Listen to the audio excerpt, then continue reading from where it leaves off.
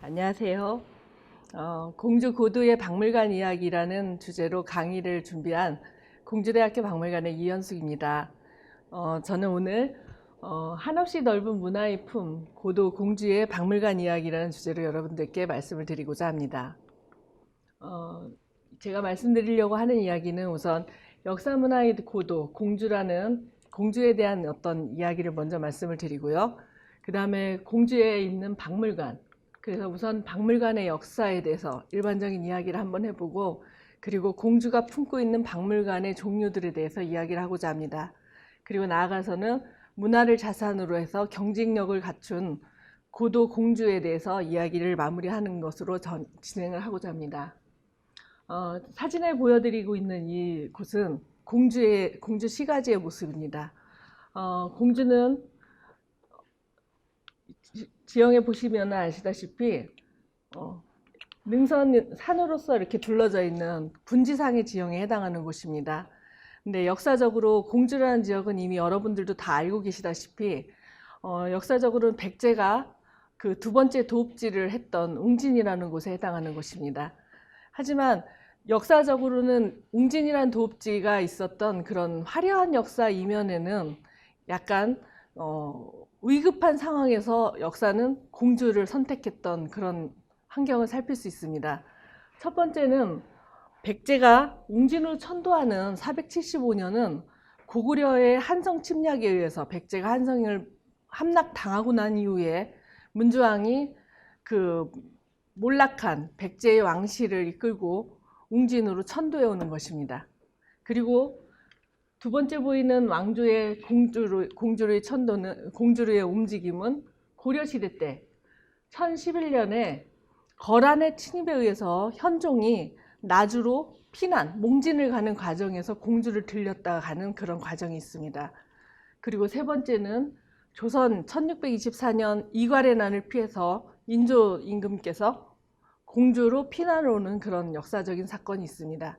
이 세 가지 사건을 보면 모두 다 어떤 위급한 상황에 난을 피해서 공주라는 지역으로 피난을 오는 그런 상황을 볼 수 있습니다. 이렇게 보면 공주라는 지역은 이렇게 좁고 강가에 끼어 있는 아주 분지상의 그런 작은 도시에 해당하는 곳인데다가 위급한 상황에 피난을 오는 그런 공간이라는 그런 역사의 위급함을 살필 수 있는데, 사실 이 역사의 끄트머리를 보면 항상 희망이 있습니다.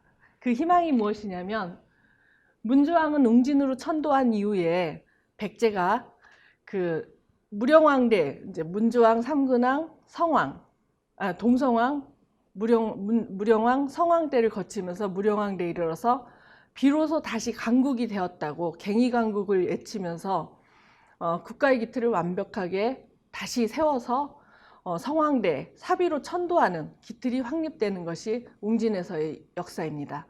그리고 고려 현종은 거란을 피해서 나주로 피난을 가는 과정에 공주를 들렸지만 다시 또 개성으로 올라가는 과정에서 공주에 들려서는 김은부의 딸을 다시 왕비로 맞이하면서 후사를 잇는 그런 어떤 그 역사를 이어갔고, 이괄의 난을 피해서 왔던 조선조 인조 임금님도 그 이괄의 난이 평정됨을 확인하고 다시 한양으로 돌아가는 그런 모든 어려움이 해소되는 그런 과정을 공주라는 땅에서 해결하고 가는 것을 볼 수 있습니다. 그래서 역사적으로 봤을 때 이 공주라는 곳은 백제시대 때는 왕도로서, 백제의 두 번째 왕도로서의 웅진왕도이고, 그 다음에 통일신라시대 때는 웅천주의 치소로서, 그 다음에 조선시대 때는 충청 가명의 치소로서, 가명이 자리했던 곳으로서 이렇게 지속적으로 행정의 어떤 중심지로 자리 잡기도 하고, 이런 과정에서 문화의 중심지로서 역할을 계속 해왔던 것을 알 수 있습니다. 여기 제가 준비한 이 지도는 1872년도에 조선의 그 각 지방의 지도를 그린 건데, 공산성 안의 모습들입니다. 공산성 안에 있는 시설들, 뭐 중군형이나 뭐 여러 가지 시설들이 그린 건데, 당시 공주라는 지역이 어떠한 구조를 갖추고 있었는지를 살필 수 있는 그런 모습들입니다. 그런 여러 가지 어떤 역사의 그 누층적인 상황을 봤을 때 현재 공주는 이런 백제시대 때 이래로 지속적으로 거쳐왔던 역사의 전통에 기반해서 어떤 문화적 자원이 상당히 많이 퇴적되어 있음을 알 수 있습니다. 그것들을 이제 현재적 관점에서는 세계 문화유산이라는 그 문화유산에 등재되는 것으로서 다시 평가되는 그런 모습을 볼 수 있습니다.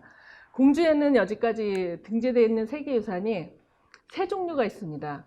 하나는 2015년에 등재된 백제 역사유적지구로 등재된 공산성과 송산리고 분군이 있고, 2018년에 그 한국의 산지승원 마국사가 이제 공주에 있습니다. 그리고 2017년에 등재된 세계 기록유산으로 조선통신사 관련된 기록이 있습니다. 이렇게 오랜 역사의 과정 속에서 행정적 취소, 문화의 중심지로서 자리 잡았던 공주에는 이렇게 다양한 역사 문화 콘텐츠와 문화 자원이 남아있는 모습을 볼 수 있습니다. 이렇게 다양한 문화 자원이 있는 공주에는 그 자원에 기반해서 남아있는 현재적 관점에서의 시설들을 볼 수 있는데, 그것이 무엇이냐면 박물관이라고 할 수 있습니다. 이 박물관은 말 그대로 여러분들도 다 알고 계시다시피 여러 가지 물건들이 모여 있다라는 의미로 이제 많은 사람들이 기억을 하고 있을 것입니다. 근데 공주에 있는 다양한 박물관들의 종류를 한번 살펴보면 우선은 크게 5가지 종류로 나눌 수 있습니다. 여기 보시다시피 제가 분류해 놨지만 첫 번째는 국립공주박물관입니다. 우리나라는 이제 국립박물관과 사립박물관, 이제 크게는 국립박물관과 사립박물관을 나눌 수 있고, 또 이제 공립박물관의 시립박물관, 그 다음에 대학박물관, 이렇게 다양한 종류의 박물관을 구분할 수 있는데, 공주라는 이 작은 도시에 이렇게 다양한 종류의 박물관들이 모두 있습니다. 그것도 한두 개만 있는 것이 아니라 여러분들이 이렇게 보시다시피 공주박물관, 국립공주박물관이 있고, 또 대학박물관으로는 공주대학교 박물관과 공주교육대학교 박물관이, 그리고 사립박물관으로는 임림미술관과 공주민속국박물관, 자연사박물관, 그 다음에 교회 역사박물관, 그 다음에 불교 성보박물관, 그리고 이 밖에 역사박물관과 산림박물관. 혹시 여러분들 박물관과 전시관, 그 다음에 여기 보이시다시피 무형관, 영상관, 이 모든 것이 박물관에 속하는가 궁금하지 않으세요? 네, 사실 어떤 분들은 어떤 분들은 박물관과 미술관이 다르다고 생각하는 분들도 계실 거예요. 왜냐하면 우리는 이제 박물관과 미술관을 다르지 않은데도 불구하고 다르다고 생각을 하고, 우리나라의 역사에서는 박물관과 미술관은 구분해서 역사 전개가 되어 왔기 때문에 그런 모습들이 있는데, 여기 보면 우리나라 박물관 미술관 진흥법에 보면 제시했던 박물관 및 미술관 등록 요건을 보면 크게 종류의 1종 박물관, 2종 박물관을 구분할 때 그 안에 이제 같이 박물관, 미술관, 식물원, 동물원, 수족관도 모두 다 박물관의 범위에 해당하는 걸 볼 수 있습니다. 그러니까 우리가 생각하는 것보다 박물관의 범위가 상당히 넓다는 걸 한번 생각해 보실 수 있습니다. 그럼 제가 이렇게 많은 박물관, 특히 여기 보시면 하나는 풀꽃문학관도 박물관으로 제가 넣어놨는데, 문학관도 박물관일까? 이런 생각들을 하실 것 같아서, 그럼 제가 박물관에 대한 어떤 정의를 한번 여기서 정리를 한번 해보고 가고 싶습니다. 우선 국제박물관협회에서 정의하고 있는 게 있습니다. 한번 여러분들도 속으로 읽어보셨으면 좋겠는데, 박물관은 인류 환경의 물적 증거를 연구하고 교육, 향유할 목적으로 이를 수집, 보존, 조사, 연구, 그리고 상호 교육 전시하는 비영리적이며 항구적인 기관으로서 대중에게 개방되고 사회 발전에 이바지한다. 사실 말이 길고 좀 이해하기 어려울 수도 있겠지만, 중요한 건 인간과 관계된 모든 자원은 박물관의 대상이 된다는 것입니다. 그리고 이곳에서 우리가 이 박물관에 인간과 관계된 모든 자원을 우리가 연구한다거나 아니면 교육에 활용한다거나 아니면 즐기기 위해서라거나 이런 모든 것을 위해서라면 그것은 모든 것이 다 박물관의 대상 자료가 될 수 있고, 이를 위해서는 영리 목적이 아닌 비영리적으로, 그리고 잠깐 한시적인 것이 아니라 아주 오랫동안 항구적으로 하는 그런 목적에 의해서 일반한테 개방하는 그런 공공성을 띈다라는 것을 규정하고 있습니다. 근데 국제박물관협회에서는 미술관에 대한 정의를 하지 않고 있습니다. 근데 우리나라 박물관에 대한 정의를 한번 보시면 박물관 및 미술관 진흥법을 보시면 여기서 첫 번째 박물관이라 함은, 그리고 두 번째 미술관이라 함은, 그 밑에 내용에는 크게 큰 차이는 뭐 세부적인 디테일에서만 있지만 박물관과 미술관을 구분을 하고 있습니다. 이런 구분은 국제박물관협회에서는 박물관이라는 범주 안에 인류와 관계된 모든 내용을 포함하고 있는데 우리나라 법에서는 박물관과 미술관이라는 걸 디테일로 구분은 하고 있지만 실질적으로는 박물관도 미술관도 박물관이라는 큰 범위에서 함께 검토될 수 있다라고 생각하시면 될 것입니다. 우선 그런 차원에서 역사적으로 박물관의 용어, 우리가 뮤지엄이라고 하는 용어의 기원을 한번 봐봐야 되겠습니다. 우리가 뮤지엄이라고 할 때 이 뮤지엄의 어원은 뮤제이온이라는 그 용어에서 옵니다. 이 뮤제이온이라는 것은 고대 그리스의 신화에 나오는 그 철학의 여신, 뮤즈라고 하는 철학의 여신들한테 그 바치는 신전의 이름이었습니다. 그래서 이 신전에서 사람들이 예를 들면 시를 바치고 음악을, 춤을 뭐 이런 것들을 바치던 그런 공간을 우리가 뮤제이온이라고 했었는데 그런 곳에서 이제 뮤지엄이 기원을 합니다. 그래서 이후에도 이런 어떤 유럽의 박물관은 그 뮤제이온에서 기원했던 유럽의 박물관은 나중에 그리스 로마 시대에는 왕실 박물관, 그리고 중세에는 가정 박물관이나 사원 박물관 이런 식으로만 진행이 됩니다. 아마 이름에서 여러분이 아시다시피 왕실 박물관, 사원 박물관, 일반 국민들하고 관계없다는 걸 알 수 있을 겁니다. 박물관의 대상이 되는 이런 유물들, 고물, 아케올로지라고 하는 이런 물건들이 일반인들이 아무나 접근할 수 없는 물건이었던 거죠. 그래서 특수한 권력자들이나 뭔가 특권층들만이 누리는 그런 특수한 유물들에 대한 향유, 이것들이 박물관 문화였다고 보면 됩니다. 그런 박물관 문화가 대중들에게 개방되기 시작한 거는 유럽에서도 18세기 시민혁명 이후에서나 대중들에게 개방된 거 생각하면 현재 우리나라의 많은 대중들에게 무상으로 제공되고 있는 박물관 문화는 상당히 인류 역사에 진보된 결과물이라고 할 수 있지 않을까 싶습니다.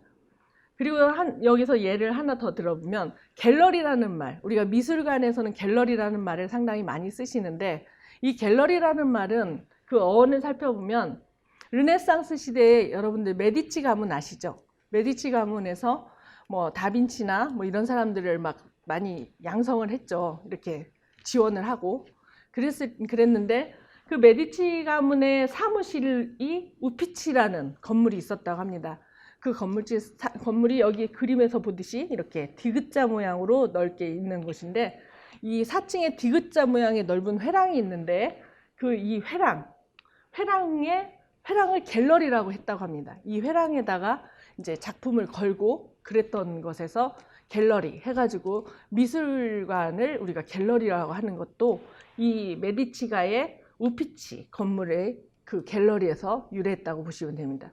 지금도 우피치 미술관에는 르네상스 시대의 아주 훌륭한 미술품들이 상당히 많이 모여 있습니다. 그러면은 제가 이렇게 유럽의 경우는 박물관이라는 용어 속에서 미술관도 그럼 우리가 고각박물관도 모든 박물관을 포함하고 있는데 한국의 박물관은 왜 미술관과 박물관이 나뉘어 있을까? 이거는 우리나라 박물관의 역사 속에서 살필 수 있습니다. 그것은 우리나라 박물관의 기원은 실질적으로는 구체적으로 살필 수 있는 내용은 고대에는 마땅치 않습니다. 다만 신라시대의 안압지나 고려시대의 장원정, 천장각 같은 곳에 기록에 보면 귀한 물건을 보관했다. 뭐 이런 내용들을 통해서 우리가 귀한 물건을 보관하는 기비구나 이런 공간이 있었구나. 이걸 통해서 우리가 박물관과 같은 기능을 했던 곳이 있었겠다라고 추론을 합니다. 하지만 실질적으로 근대 박물관의 개념을 우리가 살필 수 있는 것은 1907년 고중 황제가 양의하고 순종이 경궁에서 즉위하고 나서 창덕궁으로 옮기면서 11월 6일 날 동물원, 식물원, 박물관을 박물관의 설립을 이제 적극적으로 추진합니다. 그래서 1908년 9월에 이안가 박물관이 처음으로 설립되면서 최초의 근대적 의미의 박물관이 생기게 됩니다. 그래서 우리한테 박물관은 이런 어떤 박물관이라는 의미가 별도로 생성이 되는 거죠. 그리고 나서 이제 창경궁을 식물원 동물원으로 이제 바꾸고 나중에 1938년에 이안가 미술관이 별도로 만들어집니다. 그러니까 우리 인식에는 박물관과 미술관이 또 별개로 인지되는 그런 상황이 되는 거죠. 그래서 우리나라의 박물관, 근대 박물관의 역사는 이 박물관과 미술관이 별도로 발족하는 과정에서 박물관에 대한 인식과 미술관에 대한 인식이 달라졌습니다. 하지만 지금 박물관 미술관진흥법이 함께 붙어 있는 거로 봐서는 아직까지 다르게 이름을 부르고 있긴 하지만 우리는 그걸 같이 인식하고 있다는 걸 여러분들도 생각하실 수 있을 겁니다. 이제 지금부터는 제가 공주에 있는 박물관들의 역사와 박물관의 현황을 보여드리도록 하겠습니다. 지금 여러분들은 이곳에 앉아서 공주의 박물관을 이제 답사를 하는 그런 시간이 될 것입니다. 공주에서 1990년대 이전의 박물관은 대표적인 박물관으로는 국립공주박물관과 공주대학교박물관과 공주교육대학교 박물관이 있습니다. 우선 국립공주박물관은 공주박물관의 역사가 가장 깁니다. 이 국립공주박물관은 1925년 4월 11일에 공주 지역의 유지들이 공주보승회라는 조직을 합니다. 보승회의 말 그대로 그 의미에서 알다시피 옛것을 지켜서 이어간다, 그런 목적입니다. 근데 이 공주에서 이런 보승회 조직이 이루어질 수 있는 것들은 왜 가능하냐면 공주에 제가 앞에서 말씀드렸듯이 충청 가명이 자리하고 있었기 때문에 충청 지역의 상당한 유지들이 이 지역에 있었고 그 사람들은 그 지역에 대한 관심이 상당히 높았던 사람들입니다. 그 사람들이 보승회를 만들어서 고적을 보존하고 관리하자. 그래서 자기들의 사비를 털어서 그 자기 지역 개발을 앞장서는 그런 노력들을 하고 있었습니다. 그러다가 1933년에 공주 고적보존회가 만들어집니다. 이 고적보존회가 백제박물관을 만들자 이렇게 하면서 이제 역할을 하는데 이 1933년은 아주 중요한 해입니다. 이 해가 뭐냐면 공주에 있었던 충청 가명, 그러니까 지금으로 치면 충남도청입니다. 이 충남도청이 1932년에 대전으로 이전을 합니다. 이미 공주에서는 도청을 빼앗긴 겁니다. 대전으로. 그래서 그 지역의 유지들이 그 도청이라는 큰 행정기관을 빼앗겼기 때문에 다른 것으로라도 보상을 받고자 하는 많은 노력들을 하고 있는데 그 노력 중에 하나가 박물관을 만들고자 하는 노력으로 또 이어지는 것입니다. 그래서 공주 고적보존회가 공주 보승회를 이어서 백제박물관을 추진하는 노력들을 합니다. 그리고 나서 이런 노력이 결국엔 1938년 앵산공원이라고 이제 지금은 공주박물관이 웅진동으로 옮겼지만 그 웅진동으로 옮기기 전에 그 현재 옛날 공주박물관 그곳에 선화당이라는 그 가명의 건물을 옮겨서 박물관을 만듭니다. 그리고서 1939년에 사적헌창회를 설립해서 박물관 개관을 준비하고 40년에 공주박물관을 개관하는데 이때까지도 공주박물관은 국립박물관이 아닙니다. 공주 지역에 있는 유지들이 모임을 해가지고 준비한 공주 사적헌창회가 만드는 공주박물관인 거죠. 그러다가 이제 1945년에 그 미군정청이 이제 그 공주박물관을 다시 사적헌창회한테 넘겨주죠. 그러고 나서 이제 다시 1946년에 국립박물관 공주분관으로 박물관이 이제 그때서야 박물관이 국립박물관이 되는 겁니다. 이제 46년 4월에. 근데 여기 재밌는 건 46년 10월 13일 날 유시종 초대 관장이 임명되는데 이 관장님은 공무원이 아닙니다. 그 국박에서 발령을 내린 관장님이 아니라 공주 사적헌창회를 활동을 같이 하셨던 공주에 있었던 한일당 한약방의 원장님이십니다. 이분은 한약방 원장님을 하시면서 사적에 대한 애정이 상당히 많았다. 그래가지고 원장을 초대 관장을 하면서 그 유적을 지키고 유물을 보호하는 그런 역할을 훌륭하게 해냈다고 기록에 있습니다. 그리고 나서 1972년 12월에 국립중앙박물관 공주분관으로 개칭하는데 이 1972년 12월 5일 이 이전에 무슨 일이 있는지 혹시 여러분 아시나요? 1971년 7월, 8월 사이에 일어나는 일입니다. 그게 뭐냐면 공주에서 무령왕릉이 발굴되는 겁니다. 이 무령왕릉이 발굴이 되어서 여기에서 상당히 많은 한 4천여 점이 넘는 중요한 유물, 국보급의 유물들이 많이 나오니까 그거를 중앙박물관, 서울의 중앙박물관으로 가지고 가려고 합니다. 물론 유물을 그냥 중박으로 다 가져가려고 한 게 아니라 보존 처리도 하고 유물을 보수하려고 가지고 가려고 하는데 여기 사진에 보이다시피 공주 시민들이 모두 나와서 길을 막았습니다. 길을 막고 유물을 가지고 가지 못하게 막습니다.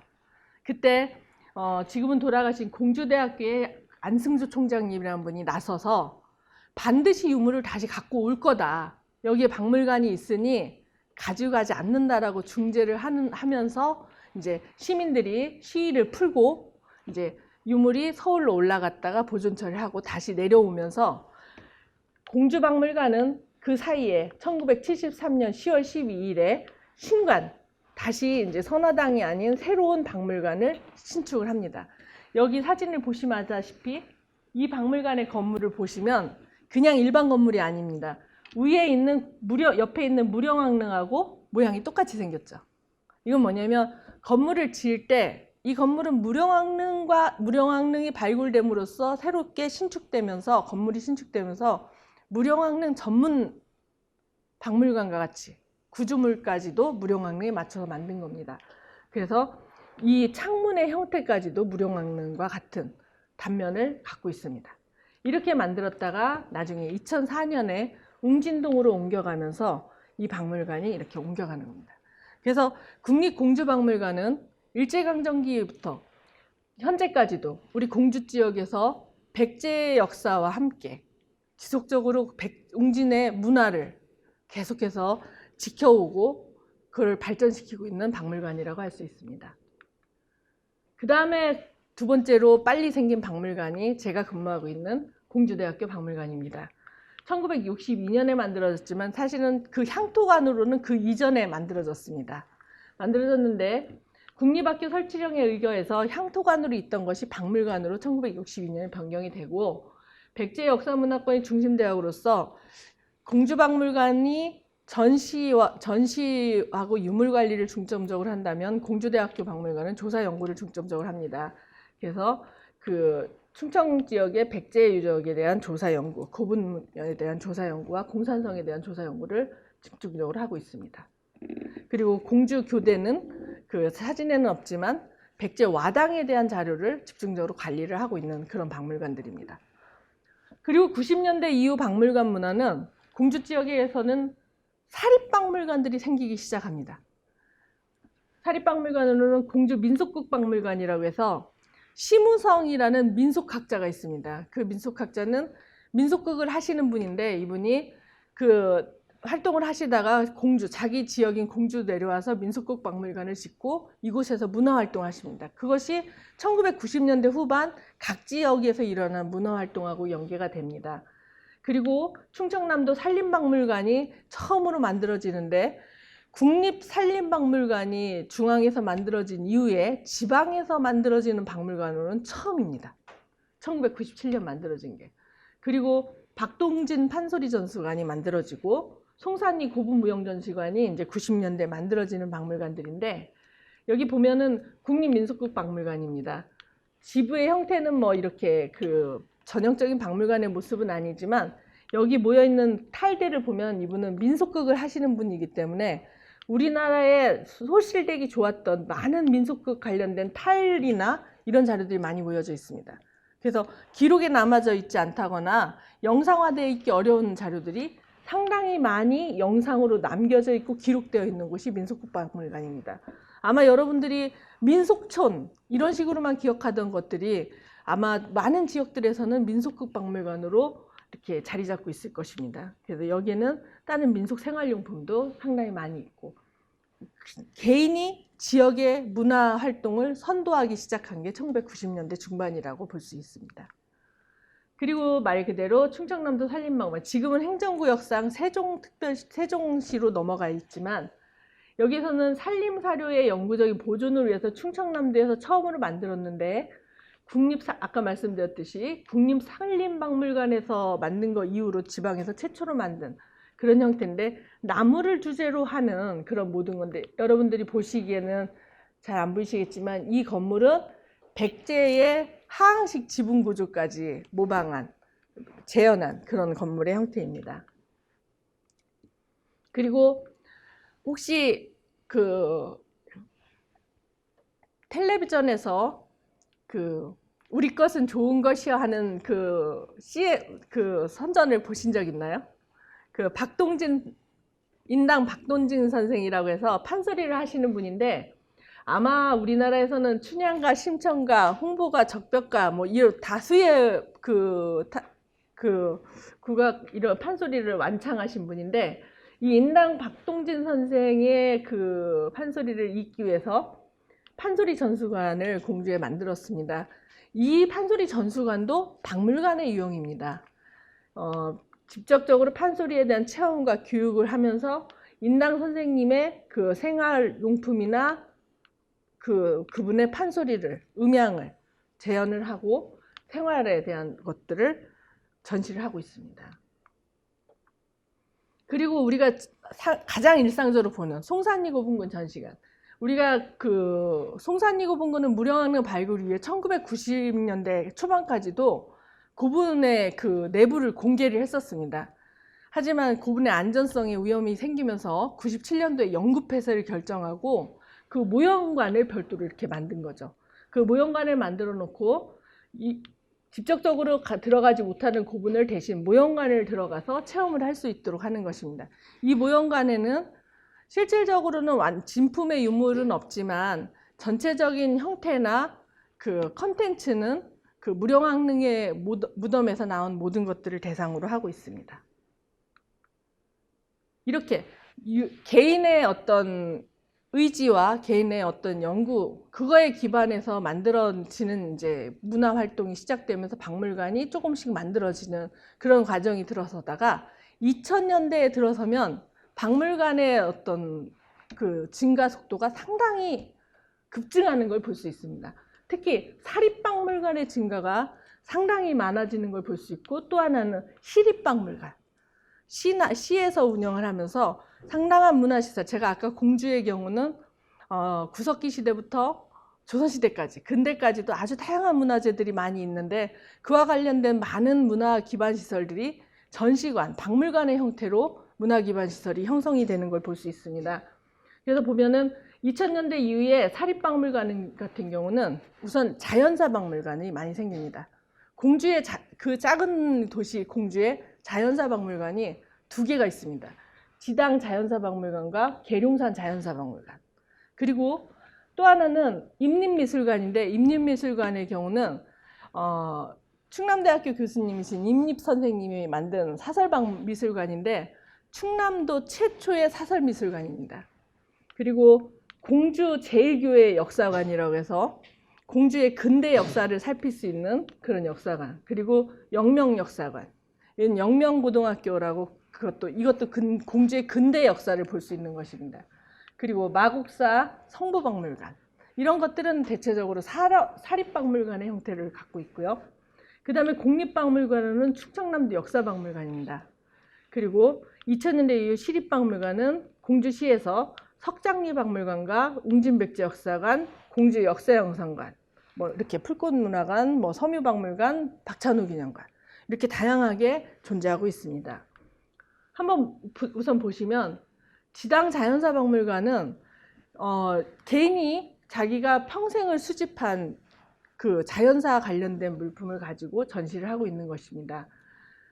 보시면은 해상식물, 해상동물에서부터 그 화석, 그 다음에 나비를 비롯한 뭐 이렇게 곤충에 이르기까지 상당히 많은 그 채집품들이 많이 있습니다. 표본과 이런 생물 박제들이 상당히 많이 전시가 되어 있어서 자연사 관계대에 있어서 상당히 중요한 그 연구 자료를 제공하고 있습니다.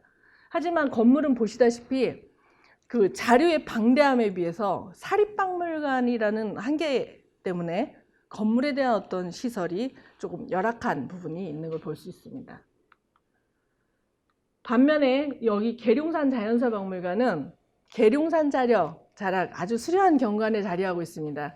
그 청운재단이라고 하는 튼튼한 재단에서 그 의지를 갖고 지속적으로 모은 자연사 오브제를 전시하기 위해서 자연사박물관을 개관했는데, 그때 당시 계룡산을 훼손한다는 사회적 여론이 많았지만 또 다른 자연사박물관이라는 컨텐츠에 대한 어떤 많은 사람들이 긍정적 인식으로 인해서 이렇게 계룡산록에 자연사박물관이 이렇게 들어설 수 있게 됐습니다. 근데 그 안에 보면은 공룡 화석부터 뭐 상당히 많은 암석이나 다양한 어떤 지구의 어떤 그 화석 같은 것들, 이런 것들이 상당히 많이 있어서 지금도 대전, 공주, 세종 일대에 그 자연사 연구에 상당히 좋은 자료로 이용되고 있습니다. 어떻게 생각해 보면은 공주, 세종 뭐 이쪽에는 수족관이나 이런 것들이 큰 수족관이 없는 반면에 이런 자연사 자료가 상당히 많이 있어서 그런 걸 통해서 어떤 지역사회에서 박물관을 통한 연구, 박물관을 통한 체험, 이런 것들이 상당히 활발하게 이루어질 수 있는 기회가 되는 거죠. 그리고 여기 임림미술관입니다. 이 미술관은 아까 말씀드린 대로 충남 1호 미술관인데, 이 미술관의 경우는 임립 작가님이 단순하게 그냥 개인 작품 활동만 하는 게 아니라 박물관을 만들어서 항상 1년에 한 번씩 국제미술전을 하는 그런 박물관입니다. 그리고 지역 어린이들한테 미술 체험이나 뭐 미술 창작 활동을 적극적으로 활성화시키는 그런 생활미술을 일반화시키는 곳인데, 여기 보시면은 그냥 미술관과 생활이 밀접하게 관계되어 있어서 우리가 이렇게 미술관 하면은 좀 상당히 많이 누리는 사람들만이 즐기는 그런 어떤 행위, 문화 행위, 이런 거라는 생각이 없을 정도로 상당히 삶과 친화적인, 지역 친화적인 그런 미술관의 역할을 담당하고 있습니다.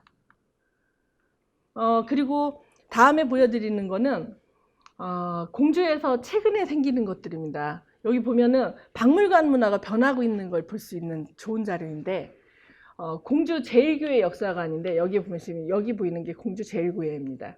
이 공주 제1교회는 원래 공주 제1교회가 1902년도에 교회가 처음 생기기 시작해서 이 건물은 1930년대에 건물을 만든 겁니다. 그래서 이거는 등록문화재로 등록문화유산으로 등재가 되고 나서 제1교회 역사관이 만들어졌는데, 여기에 보이는 두 분의 여자분이 있는데 사에리사라는 외국인 선교사고, 저 조그만 여자분은 유관순 열사입니다. 우리가 유관순 열사 하면 대체적으로 천안의 유관순 열사를 이야기하는데, 저 사에리사라는 선교사가 유관순 열사를 이화학당에 보내기 전에 2년 동안 데리고 와서 영명학당에서 교육을 시킨 다음에 이화학당으로 유학을 보내는, 그게 이제 기록에서 확인이 된 겁니다.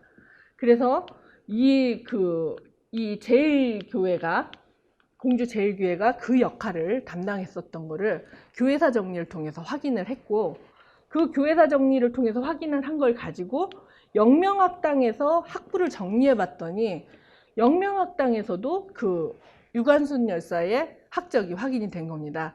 그래서 영명학당에서도 영명역사관을 만들어서 유관순 열사의 동상을 만들고, 그래서 공주의 역사 중에 또 하나 앵산공원이라고 하는 곳이 3.1운동 때 만세운동을 했던 곳인데, 이곳이 그냥 단순히 앵산공원, 벚꽃공원이다 이렇게 했던 개념에서 이제 3.1 독립, 근대의 상일 독립공원으로서 자리 잡게 되면서 그냥 실내의 박물관이 아니라 이렇게 다시 근대를 조망하는 공간으로서 야외박물관의 개념으로 박물관 문화가 바뀌고 있는 겁니다.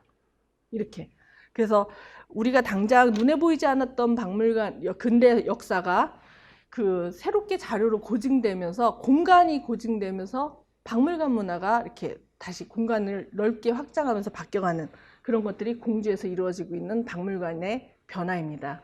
그리고 최근에는 아까 산지승원, 산지가람이 그 세계유산에 등재되고 나서 마곡사에는 상당히 많은 그 성보 그 유물들이 있었거든요. 그래서 이번에 마곡사에서 2019년에 성보박물관을 만들었습니다. 그래서 박물관이 또 다시 하나가 더 늘어나는 그런 기회가 됐죠. 이거 말고 이제 충남역사박물관의 경우는 공주박물관이 2004년에 새롭게 박물관을 신축해서 웅진동으로 이전을 했잖아요. 이전을 하고 나니까 그 공간이 빈 거죠. 그 공간이 빈 거에 충청남도 역사박물관이 그 공간으로 들어간 겁니다. 그래서 이 건물은 무령왕릉이 발굴되고 나서 무령왕릉을 중심으로 해서 백제 역사박물관의 그 역할을 해왔었는데 그 공주박물관이 이전하고 나서는 충청남도의 역사를 기념하는 그런 공간으로서 되면서 충청도 관찰사의 행렬 그리고 최근 충청남도 도지사의 어떤 직무 모습 이런 것들을 이렇게 재현하고 그 관계된 충청 유교문화 연구 전반을 관리하고 연구를 확장하고 있는 역할을 하고 있습니다. 그리고 공주의 가장 대표적인 유적 중에 제가 백제 유적도 가장 대표적인 유적이긴 하지만 우리나라 교과서에 가장 일반적으로 나오는 게 석장리 유적이죠. 1964년에 남한에는 없었다고 했었던 구석기 문화를 처음으로 찾아낸 그것이 공주 석장리 유적인데 그 석장리 유적에 이제 석장리 박물관이 생긴 겁니다. 아마 여러분들 석장리 박물관을 가보셨을 텐데 석장리 박물관은 사실 보이지 않는 것에서 많은 문화 콘텐츠를 만들어내고 있는 가장 젊은 박물관입니다. 가장 오래된 시기를 가지고 가장 젊게 활동하는 박물관입니다. 어쩌면 우리나라에서 가장 젊은 박물관이 익산박물관이거든요. 최근에 만들어졌으니까. 근데 지금 활동하고 있는 그 석장리 박물관을 보면 구석기 사람들에 대해서는 우리가 잘 모르니까 상당히 다양한 캐릭터를 활용하고 있습니다. 박물관에서. 그리고 그 사람들의 석기도 이렇게 상징물로 만들어서 그리고 만들어 놓고 석장리 곳곳을 따다니면 많은 동물들, 조형들이 상당히 많이 있습니다.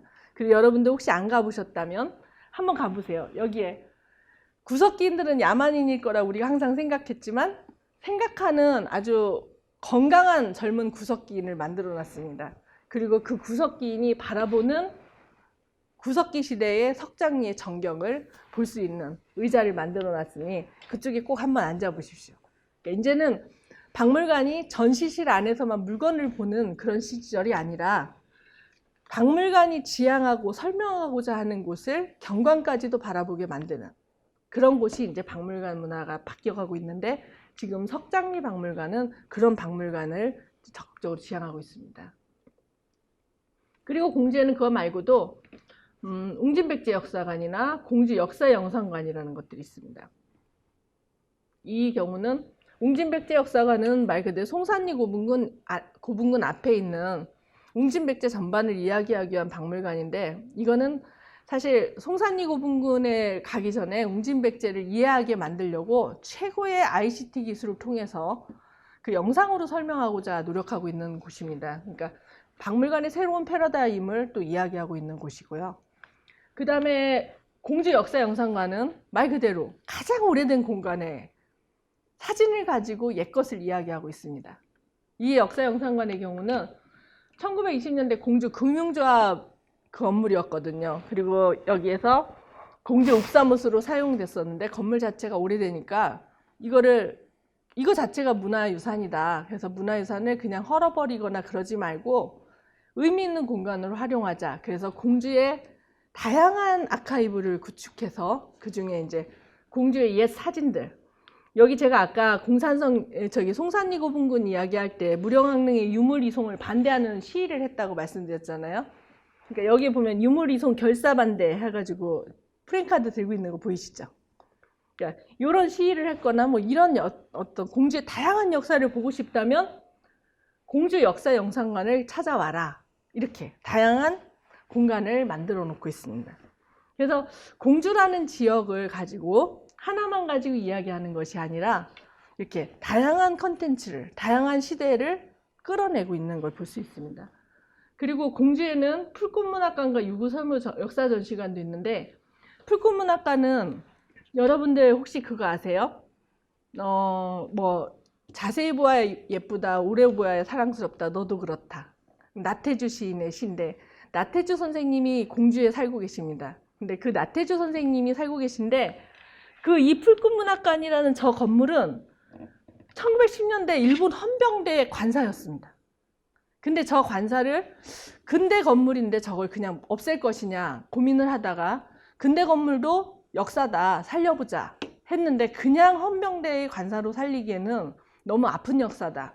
그럼 어떤 거로 이 아픈 역사를 관리할까? 그 고민을 하다가, 그럼 가장 서정적이고 아름다운 시를 얘기하고 있는 나태주 선생님을 어떤 공주의 어떤 인물을 중심으로 해서 얘기를 해보자 해서 풀꽃문학관을 만든 겁니다. 저곳에 가면 아주 아름다운 동시를 이야기하면서 많은 시인들이 모여서 아름다운 향기가 나는 말들을 하는 곳입니다. 그래서 공간에 무엇을 담느냐, 박물관의 공간에 무엇을 담느냐에 따라서 그 도시의 향기가 달라진다는 걸 보여주는 곳이 풀꽃 역사관입니다. 그리고 유구 섬유 역사전시관은 유구라는 동네에 있는데, 이곳이 십승지에 해당하는 곳입니다. 난이 일어나도 그곳에 들어가면은 죽지 않고 살 수 있다라고 하는 곳이어서, 6.25가 터졌을 때 많은 사람들이 이곳에 몰린 겁니다. 그래서 여기서 섬유 산업이 발달했는데, 이제 작가들하고 그냥 직조 기술이 발달해가지고, 지금은 퇴보했지만 그 직조 기술이 발달했던 거를 이곳에서 이제 그 전시관을 통해서 활성화를 하고 있습니다. 그리고 여러분들 잘 알고 계시는 공주의 대표적인 인물 중에 박찬호, 투머치라고 이렇게 얘기들 많이 하고 있잖아요. 박찬호 선수와 관계된 기념관이 있습니다. 박찬호 선수의 생가에다가 기념관을 만들었는데, 저는 여기를 가보고, 박찬호 선수가 참 훌륭한 선수가 될 수밖에 없었겠다. 근데 그 훌륭한 선수가 될 수밖에 없었던 컨텐츠를 잘 뽑아서 전시실을 만들었구나, 이 생각을 했습니다. 이게 뭐냐면, 박찬호 선수가 이 조형물은 박찬호 선수가 꿈을 꾸며 운동을 했던 모습을 만들었는데, 공주 시가지의 너른 들을 보면서 운동을 하는 조형물과, 여기 있는 황소입니다. 저 황소가 박찬호 선수가 1973년생인데 소띠라는 거예요. 근데 박찬호 선수 이게 지금 집이 높은 고지대에 해당하니까 운동을 할 때 폐타이어를 끌고 뛰어 올라다녔다고 하는데, 그래서 폐타이어를 이용해서 황소를 만든 거예요. 그리고 그 선수가 자기가 이길 때마다 어떻게 이겼는지, 무엇을 잘했는지, 무엇을 못했는지를 공에다 기록했던 거를 다 이쪽에 모아가지고 그 한 사람의 인생 역정을 통해서 다른 후배들한테 기감이 될 수 있도록 공간을 조성하고 있습니다. 그래서 이렇게 되게 멋진 어떤 스토리텔링이 가능한 공간들이 있습니다. 그래서 공주에 있는 박물관의 역사들을 이렇게 살펴보면, 일제강점기 이래 공주의 박물관 역사는 현재까지도 ING입니다. 새로운 사람들이, 새로운 인물이 나면 그 인물의 역사를 가지고 공주가 어떻게 그 인물과 함께 변화했는지를 박물관을 통해서 이야기를 하고 있습니다. 그래서 일제강점기 이래 1970년대 박물관의 역사는 국립박물관이나 국립대학을 중심으로 진행이 됐다면, 90년대에는 의지가 있는 개인과 의지가 있는 기관 중심으로 되었다가, 2000년대 이후에 많은 사립박물관과 많은 시립박물관들이 이제 열심히 그 지역의 문화 콘텐츠를 살려가고 있는 것을 이 박물관의 증가 추세를 통해서 볼 수 있습니다. 특히 공주의 경우는 아까 제가 모두에 말씀드렸듯이 구석기 시대 때부터 근대에 이르기까지 역사의 중심지로서, 행정의 중심지로서 문화의 많은 부분을 향유하고 있었던 지역인데, 곳곳에 존재하는 이런 문화적 특징들을 그냥 사장시키지 않고 이 유적과 더불어서 박물관이나 전시관, 모형관, 이런 것들을, 영상관, 이런 것들을 만들어서 그 공간에 의미를 부여하고 있다는 것입니다.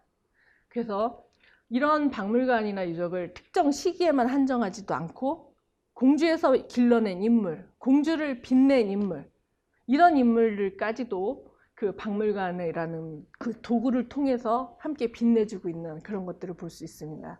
그래서 박물관이 어떻게 보면은 가장 그 돈이 안 되는, 가장 돈을 쓰는 그런 공간이라고 사람들은 말을 합니다.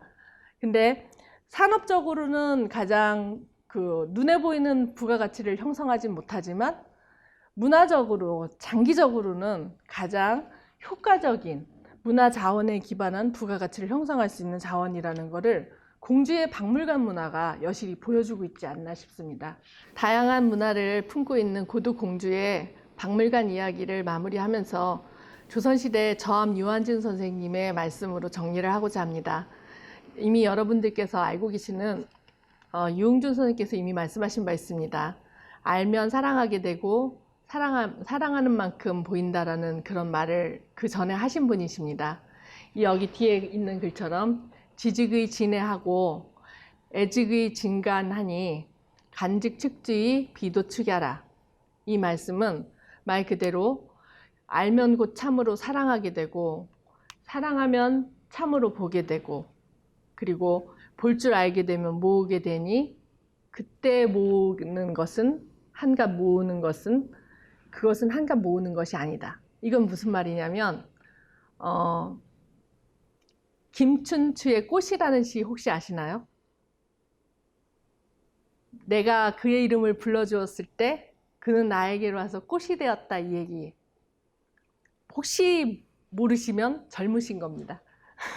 혹시 그 김춘추의 꽃에서 나오는 것처럼 공주의 제가 박물관 이야기를 하면서 제가 왜 이 말씀을 드리냐면 공주의 박물관이 이렇게 많은 것, 공주의 박물관 문화가 국립박물관하고 국립기관 중심으로 시작해서 다양한 사립박물관과 시립박물관이 이렇게 활성화될 수 있었던 건 기존의 역사가 만들어준 문화전통을 그냥 단순하게 놓았던 것이 아니라 그것을 활용할 수 있는 다양한 방법들을 사랑하고 본 것이죠. 그렇게 사랑하고 보니까 다양한 활용 방법을 시에서 찾고 개인이 찾고 찾아서 만든 것이 다양한 전시 방법이고 영상이고 박물관인 것이죠. 그래서 제가 오늘 박물관에 대한 이야기를 했지만 공주에서 벌어지고 있는 다양한 문화 활동에 대한 이야기이기도 합니다.